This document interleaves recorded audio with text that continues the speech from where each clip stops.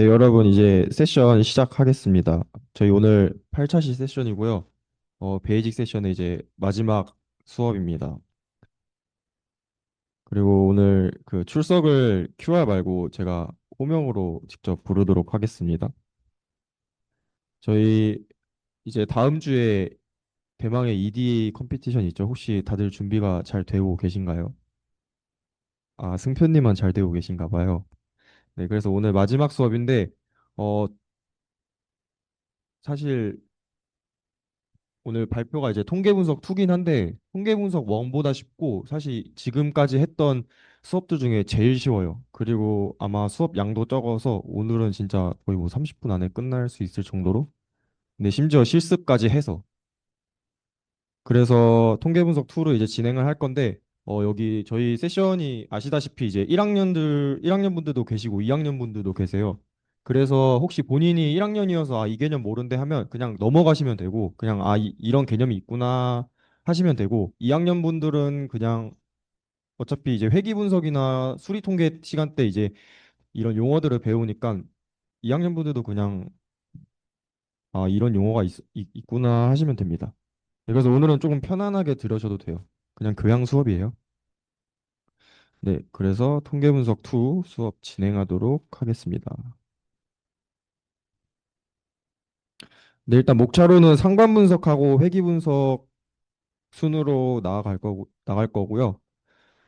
그래서 상관 분석부터 먼저 보자면 우리가 상관 분석은 흔히 알다시피 두 변수 간의 선형적 관계를 분석하는 통계적 기법이죠.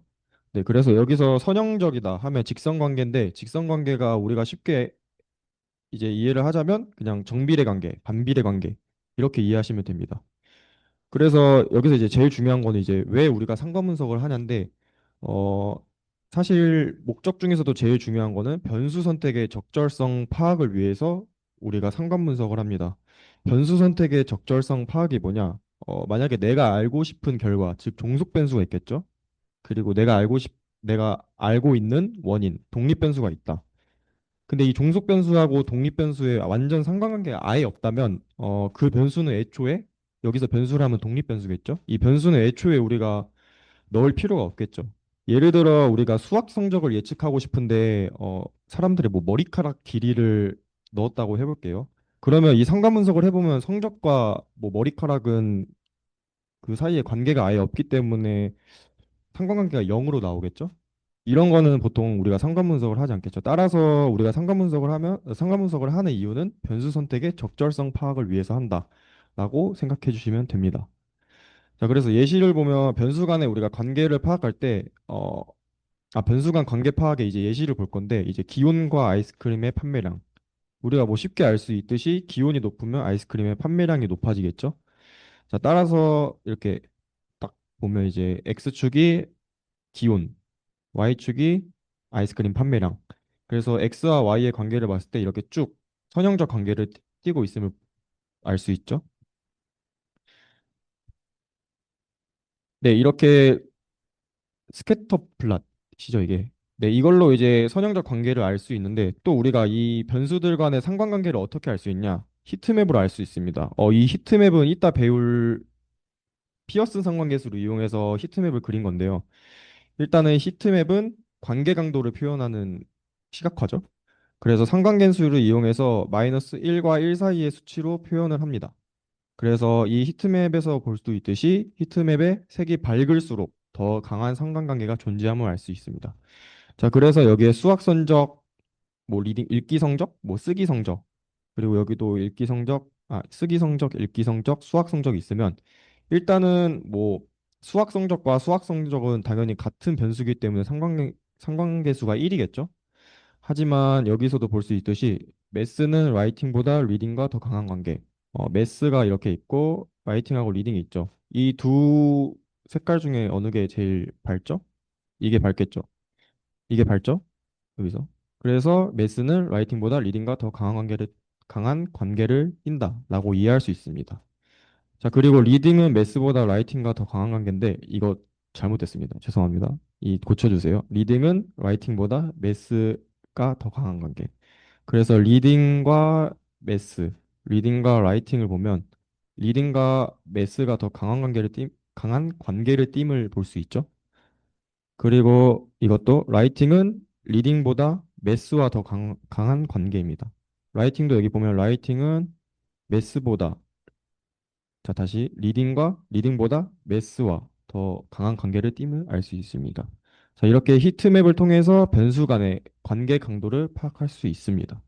자, 그래서 우리가 EDA를 지금 준비하고 계실 텐데 EDA에서도 변수 간의 관계가 얼마나 깊은지 얕은지 이런 거를 히트맵으로 보여주면 조금 더 어, 평가자 입장에서는 더 이해하기 쉽다라고 말씀드릴 수 있을 것 같아요.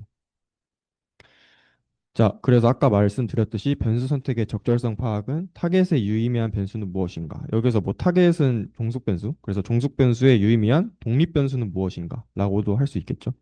그리고 다중 공선성 문제가 있지는 않은가라는 생각이 드는데 우리가 다중 공선성 배웠나요, 혹시? 안 배웠죠. 다중 공선성을 아마 회귀 분석 2학년 이제 회귀 분석 시간에 이제 배울 텐데 독립 변수들 간 강한 상관관계가 나타나는 문제를 말합니다. 그래서 다중 공선성을 좀 쉽게 말씀드리자면 예를 들어 우리가 조별 과제를 하는데 똑같은 역할을 하는 두 사람이 있으면 그 조별 과제는 효율성이 떨어지겠죠? 자, 그래서 조금 데이터 분석적으로 이제 또 얘기를 하자면 만약에 우리가 사람의 몸무게를 예측하고 싶어요. 그럼 타겟이 사람의 몸무게가 되겠죠. 근데 이제 독립 변수에는 키와 바지 길이라는 변수가 두 가지가 있어요. 하지만 이 키와 우리가 보통 알 수 있듯이 키가 크면 보통 바지 길이가 길겠죠. 자, 따라서 이 키와 바지 길이는 강한 상관관계를 띠기 때문에 이 키와 바지 길이라는 두 변수는 다중 공선성을 띈다고 말할 수 있습니다. 자, 그러면 다중 공선성 띠는 기준이 뭔가요? 하면 우리가 보통 분산 팽창 요인 이것도 그냥 알고만 계시면 됩니다. 그래서 분산 팽창 요인이 10 이상이면 다중 공선성을 띈다고 말할 수 있습니다. 그래서 우리가 다중 공선성을 띌 때 어떻게 해결할 수 있나요? 할 때 이렇게 다양한 방법이 있는데 보통 뭐 2학년 수업, 2학년 2학기 머신러닝 수업에서 이제 컴피티션이 진행할 텐데 두 독립 변수가 다중 공선성을 너무 강하게 띌 경우 우리가 PCA 주성분 분석을 이용해서 이렇게 공선성을 제거할 수 있습니다.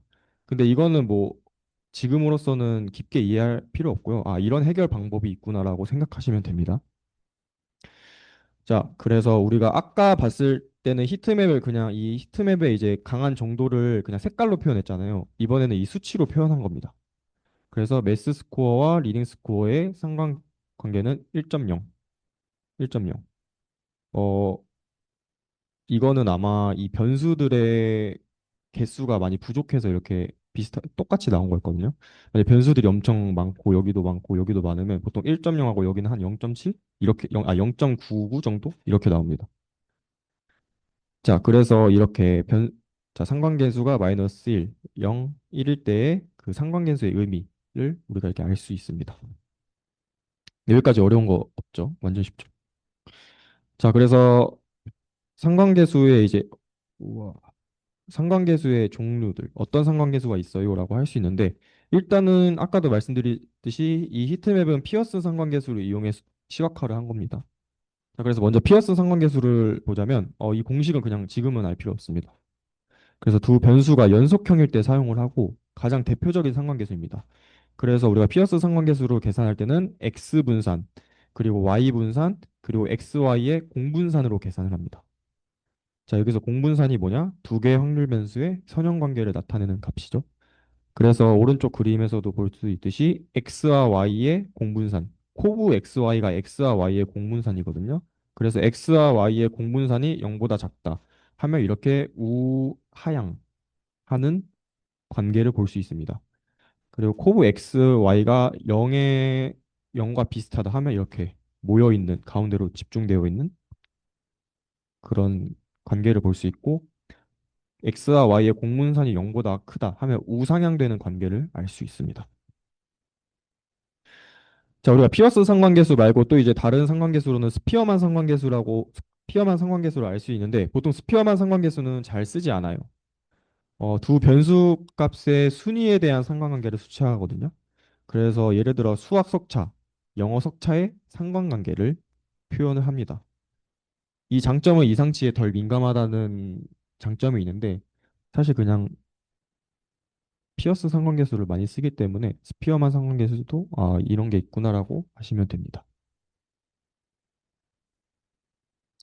자, 다음으로 우리가 상관 분석 다음에 회귀 분석을 볼 텐데요. 회귀 분석은 일단 우리가 하려는 목적이죠, 사실. 회귀 분석을 하려고 상관 분석을 하는 거고. 그래서 다들 알다시피 회귀 분석은 연속형 변수들에 대해 두 변수 사이의 모형을 구하고 적합도를 측정해내는 분석 방법이죠. 그리고 그래서 이 사진에 보면 회귀 분석의 종류가 굉장히 다양해요. 네, 단순 선형 회귀 분석, 단순 비선형 회귀 분석, 다중 선형 회귀 분석 이런 종류가 되게 많을 텐데 이것도 아마 회귀 분석 시간에 안성만 교수님이 잘 설명해 주시는 걸로 알고 있습니다. 다들 알다시피 뭐 독립 변수, 종속 변수 잘 알겠죠? 그래서 실험 결과에 영향을 미치는 변수, 그리고 독립 변수의 영향을 받아서 결과가 변하는 변수. 자, 그래서 선형회귀라는 개념을 이제 볼 건데, 선형회귀는 관련 데이터 값을 사용하여 우리가 알 수 없는 데이터의 값을 예측하는 데이터 분석 기법입니다. 사실 머신러닝이라고 볼 수도 있겠죠. 머신러닝은 우리가 아는 데이터 값을 넣으면 머신러닝이 알아서 그거를 학습하고 우리가 뭐 어떤 목적이 있을 때 그 목적의 값을 예측해주는 그런 기법이잖아요. 그래서 선형회귀는 서로 독립적인 변수들을 이용해서 종속 변수 값을 선형적으로 예측한다라고 보시면 됩니다. 그래서 선형회계에는 어떤 종류가 있냐? 아까도 다양한 종류가 있었지만 대표적으로 뭐 단순 선형회기 그리고 다중 선형회기로 크게 나눌 수 있고요. 단순 선형회기는 뭐 다들 그 워딩에서도 알 수 있다시피 단순 독립 변수가 한 개입니다. 그래서 여기서 독립 변수는 보시면 x가 되겠죠? 그리고 다중 선형회기는 독립 변수가 두 개입니다. 그래서 여기서 보시면 x, x2 두 개지만 여기서 조금 더 추가가 된다. 뭐 x3, xn개까지 된다. 그러면 다변량 다중 선형 회귀라고 합니다. 그래서 이렇게 단변량하고 다변량 이렇게 구분하시면 되겠습니다. 자, 그래서 상관 분석과 회귀 분석의 차이점이 이렇게 알 수 있을 텐데요. 어, 제일 중요한 거는 사실 목적이죠. 그래서 상관 분석은 뭐 변수 간의 관계 강도를 측정하는 거고 회귀 분석은 여기서 한 변수가 다른 변수에 미치는 영향을 분석한다고 나오는데 사실 그냥 회귀 분석은 타겟 값을 예측한다. 값을 예측한다라고 생각하시면 됩니다. 그래서 회귀 분석에서 선형회귀도 있지만 로지스틱 회귀라는 게 있어요. 선형회귀는 아까 말했듯이 연속형 변수를 이용해서 사용하는 회귀지만 로지스틱 회귀는 우리가 분류를 수행하는 회귀 분석입니다. 다시 말씀드릴게요. 자, 선형회귀는 타겟값, 어떤 특정한 값을 예측하는 거라면 로지스틱 회귀는 분류를 위해서 하는 회귀 분석 방법입니다. 아까도 말했듯이 뭐 단순 선형 회귀, 뭐 여기 회귀 연속형, 분류 이산형, 로지스틱 회귀는 확률을 계산하고 병행의 분류로 사용합니다. 그래서 우리가 나중에도 뭐 어떤 수업을 뭐 머신러닝 수업을 예로 들자면 머신러닝 수업에서 컴피티션을 할 때 타겟 값, 뭐 값을 예측해야 되냐, 뭐 예를 들어 뭐 머리카락 길이를 예측해야 되냐, 아니면 성별을 예측해야 되냐 이런 뭐 타겟 값이 주어지겠죠. 그래서 우리가 처음에 타겟 딱 이제 컴피티션을 진행할 때 제일 먼저 봐야 될 게 데이터의 값들이 아니라 컬럼들, 독립 변수와 종속 변수의 값들을 먼저 봐야 되는데 그 중에서도 제일 먼저 봐야 될 게 종속 변수, 즉 타겟 값이 범주형 변수냐, 연속형 변수냐를 제일 먼저 파악해야 됩니다. 그에 따라 이제 머신러닝 기법들이 달라지는데 그거는 나중에 이제 조윤호 교수님께서 친절히 설명해 주실 겁니다. 네, 그래서 네. 강의는 여기서 끝났고요. 다음 이제 실습 진행하도록 하겠습니다. 실습에서도 뭐 다양하게 뭐 엄청 여러 개 코드가 나오는데 사실 제가 모르는 코드들도 되게 많아요. 모르는 코드들인데 안 쓰는 사실 잘 안 쓰는 코드예요. 다들 실습할 여섰나요? 끄덕끄덕. 네. 자, 그래서 실습 파일 진행하도록 하겠습니다. 자, 먼저 피어슨과 스피어만 상관 분석에서 피어슨과 스피어만 상관계수. 일단 데이터를 생성해 볼게요. 그래서 우리가 np.random.random 랜덤은 뭐죠? 랜덤한 수 0부터 1 사이의 랜덤한 수를 그 100개의 난수를 설정하는 거죠. 아, 뽑는 거죠. 그래서 뽑은 거를 x1, x2에 넣어줍니다. 그래서 우리가 x1, x2의 피어스 상관계수를 볼 건데 이게 피어스 상관계수의 결과값이에요. 그래서 이 출력값에서 첫 번째 나온 거는 이 x1, x2의 상관계수를 의미하고 두 번째 값은 상관계수에 따른 p-밸류를 의미합니다. 여기 밑에 있는 거는 스피어만 상관계수의 스피어만 상관계수 이용한 거고 그 상관계수 x1, x2의 스피어만 상관계수 값 그리고 p-밸류 그리고 우리가 보스턴 데이터를 활용해서 이제 주택 가격을 예측하는 거겠죠. 이 데이터의 목적은. 그래서 이 컬럼들의 의미는 여기 밑에 나와 있습니다. 그래서 우리가 여기서 이제 말하는 종속 변수. 종속 변수는 이게 되겠죠. CMEDB. 타겟값. 해당 지역의 주택 가격. 그래서 해당 지역의 주택 가격 24.0으로 돼 있는데 이게 24,000달러를 의미하는 거있고요 아마.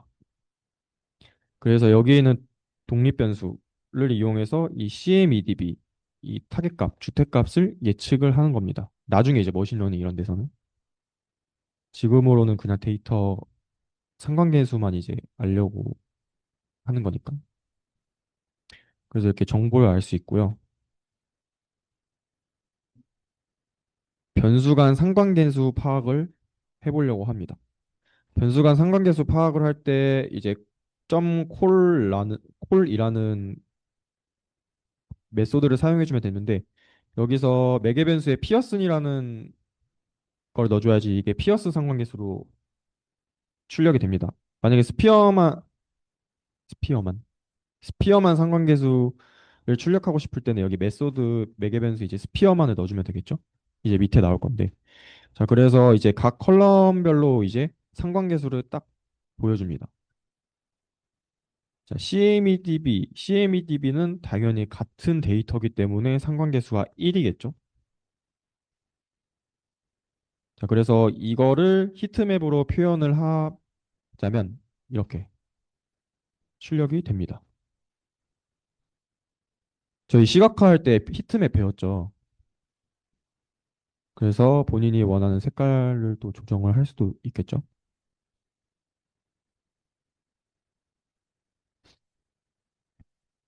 그래서 우리가 주택가격 상관관 CMEDB와 강한 상관관계를 띠는 거는 RM이라는 컬럼과 LSTAT라는 컬럼으로 말할 수 있겠습니다.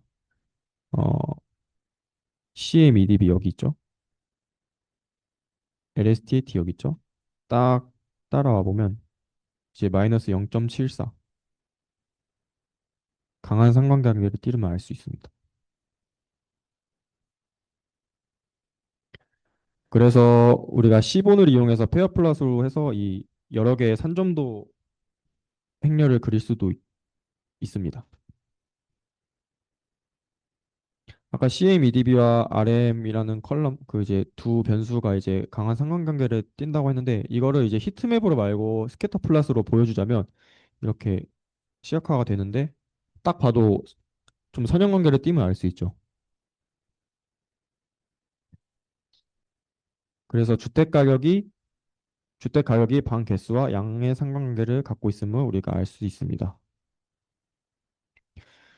또 아까 위에서는 언급을 안 했지만 주택 가격과 이제 빈곤층의 비율이 또 이제 강한 상관관계를 띠을 이제 히트맵으로 알 수가 있거든요. 이거를 또 이제 스캐터 플러스로 보면 이제 우하향하는 한전도 플러스로 보면 우하향하는 관계를 볼 수 있습니다. 자, 따라서 주택 가격이 빈곤층의 비율과 음의 상관관계를 갖고 있음을 알 수 있습니다. 간단한 실습으로 되어 있는데요. 그냥 퀴즈예요. 그래서 이렇게 광고에 관련된 데이터를 보여줬을 때 여기서 우리가 종속 변수를 뭐로 설정할 수 있냐?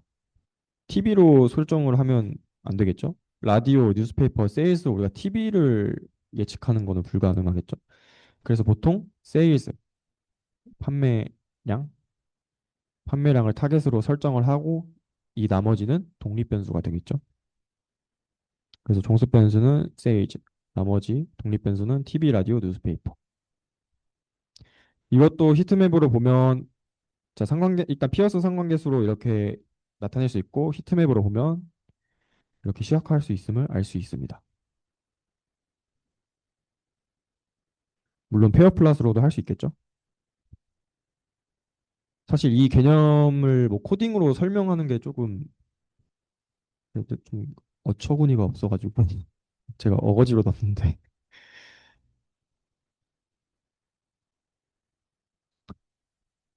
그래서 우리가 상관관계를 해석할 때 TV와 판매량 사이의 상관관계가 TV와 판매량의 상관계수가 가장 높음을 알 수 있습니다. 0.78. 나머지는 다 뭐 0.05, 0.06 이러죠. 1은 거의 이제 생략을 해야 돼요. 왜냐면 같은 변수의 상관관계를 보여주는 거니까. 자, 밑에는 이제 그냥 어떻게 공분산을 구할 수 있고 이거를 시각화하면 되고 그런 코드를 넣어봤고요. 그래서 다양한 공식도 넣어봤습니다. 네, 오늘 수업은 여기서 끝입니다.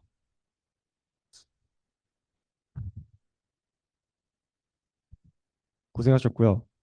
진짜 마지막 세션의 이제 마지막 수업이고요. 이제 다음 주에는 우리 EDA 컴피티션 있기 때문에 각 조별로 이제 잘 준비하셔가지고 마무리 이제 유종의 미를 거두셨으면 좋겠습니다. 그리고 추가적으로 혹시 본인이 굿즈를 못 받았다 하시는 분 손 한번 들어볼까요? 굿즈. 아, 굿즈 못 받으신 분들은 남으셔가지고 저랑 같이 학회실에서 수령하고 수령증 적고 갑시다. 네. 자, 모두 고생 많으셨습니다.